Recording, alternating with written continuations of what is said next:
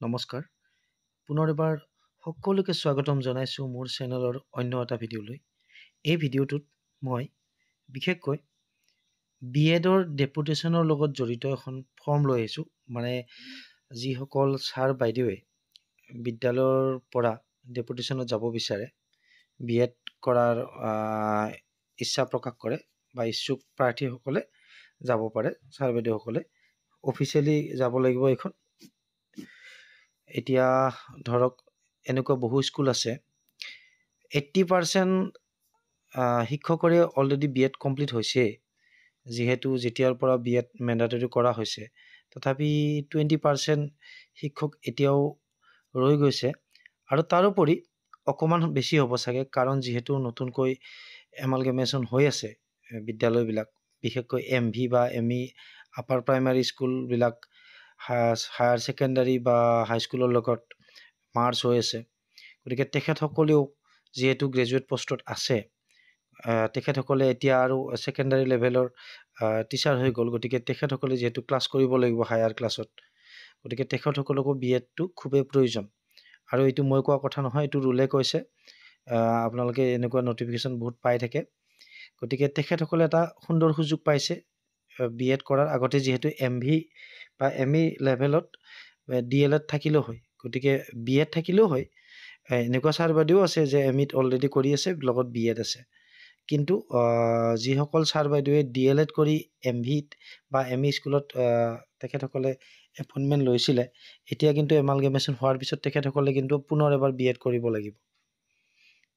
গতিকে তেখেতসকলে বিভাগীয় কৰ্তৃপক্ষৰ পৰা বিদ্যালয়ৰ পাৰ্মিশ্যন লৈ তেখেতসকলে এই ফৰ্মখন এপ্লাই কৰিব পাৰিব। চাওক কি কি অপশ্যন আছে। মই জাষ্ট ফৰ্মখন দেখাম বুলি এই ভিডিঅ'টো কৰিলোঁ।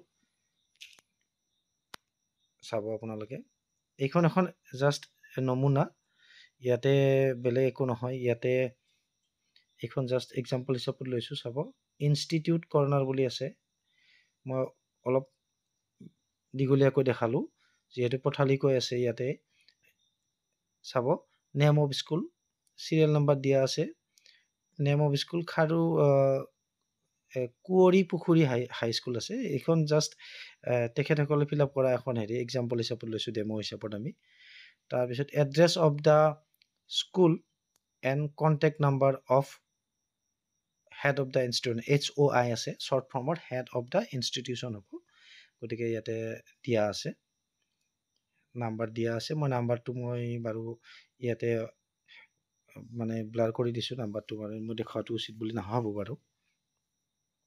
তাৰপিছত চাব, whether amalgamated stand alone based school, মানে ইয়াতে কৈছে এমালগেমেটেড হৈছে নে নাই, নে অকলশৰীয়াকৈ আছে। হাইস্কুল হ'লে অকলশৰীয়া থাকিব পাৰে, বা তেনেকুৱা হায়াৰ ছেকেণ্ডাৰী হ'লেও কথা নাই।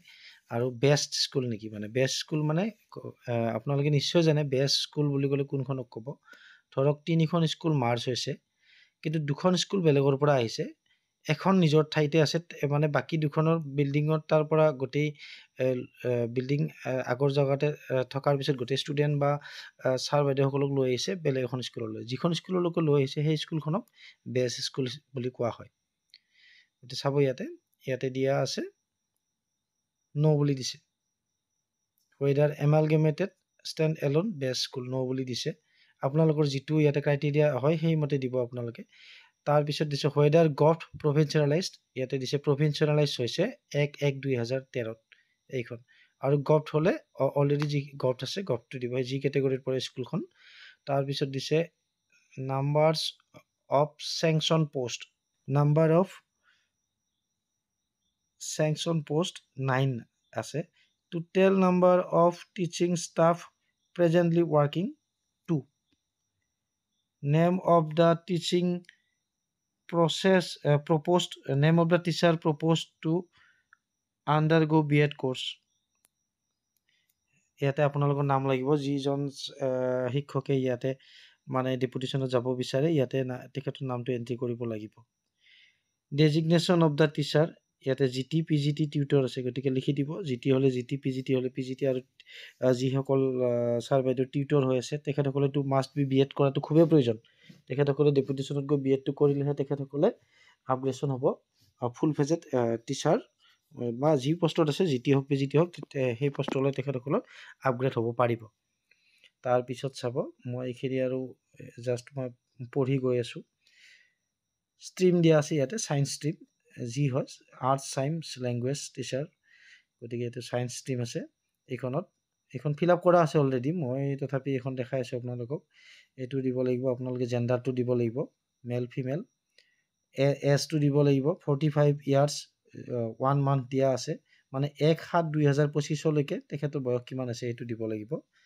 তাৰ পাছত আছে লেন্থ অফ ছাৰ্ভিচ অন 1/7/2025 কিমান বছৰ আছে বা কিমান বছৰ হ'ল সেইটো কৈছে, কিমান বছৰ হ'ল বুলি কৈছে 20 ইয়াৰ্ছ 10 মান্থ। তাৰপিছত এডুকেশ্যনেল কোৱালিফিকেশ্যনটো দিছে ইয়াতে, BSc দিয়া আছে। তাৰপিছত weather serving in graduate scale of pay, yes দিছে, গ্ৰেজুৱেট স্কেল যিহেতু তেখেতে পাই আছে। ডেট অফ জইনিং দিব লাগিব, এইবিলাক সম্পূৰ্ণ ইণ্ডিভিজুৱেল হ'ব আপোনালোকৰ ডাটাবিলাক, সকলোৰে বেলেগ বেলেগ হ'ব। General mathematics, name of the subject teaching the school. তাৰপিছত চাব whether the proposed teacher deputed earlier for BEd, মানে আগতে তেখেতক ডেপুটেশ্যনত পঠাবৰ কাৰণে হেৰি কৰিছিল নেকি বা তেনেকুৱা কিবা অৰ্ডাৰ ওলাইছিল, ন' দিয়া আছে এইটো। Any court case pending over service, তেখেতৰ ওপৰত কিবা কেছ আছে নেকি, তেনেকুৱা ন'য়ে হ'ব, এইবিলাক আপোনালোকে ন'য়ে দিব। তাৰপিছত total men in position in the stream 1 আছে, সেই পজিশ্যনত মানে সেইটো ষ্ট্ৰীমত কিমানজন আছে সুধিছে, ইয়াতে 1 দিয়া আছে। Any teacher of the stream under going BEd course during 2024-26 ন' হ'ব এইটো। The name of the remaining teachers to take classes, গতিকে তেখেতক যদি পঠায়, যিহেতু তেখেতে BSc পোষ্টত আছে, এইখনৰ ক্ষেত্ৰত কৈছোঁ মই, গতিকে তেখেতৰ ঠাইত কোনোবা এজন থাকিব লাগিব ল'ৰা ছোৱালী সকলক পঢ়োৱাৰ কাৰণে, ছাত্ৰ ছাত্ৰীসকলক। গতিকে ছাত্ৰ ছাত্ৰীক পঢ়োৱাৰ কাৰণে এজন আছে ইয়াতে, আব্দুল ৰৌফ বুলি লিখা আছে। গতিকে এইখন হ'ল তেখেতসকলৰ স্কুলৰ ডাটা, মই জাষ্ট চেম্পল হিচাপত ল'লোঁ। ইয়াতে থাকিব signature of head of the institution /DDO, ইয়াতে বিদ্যালয়ৰ প্ৰধানে ইয়াতে ছিগনেচাৰ কৰি দিব লাগিব। এইখন এখন চিম্পল ফৰ্ম, মই জাষ্ট আপোনালোকৰ সৈতে শ্বেয়াৰ কৰিলোঁ। এইখন ছাবমিট কৰিলে আপোনালোকে এপ্লাই কৰিব পাৰিব, ডেপুটেশ্যনত যাব পাৰিব।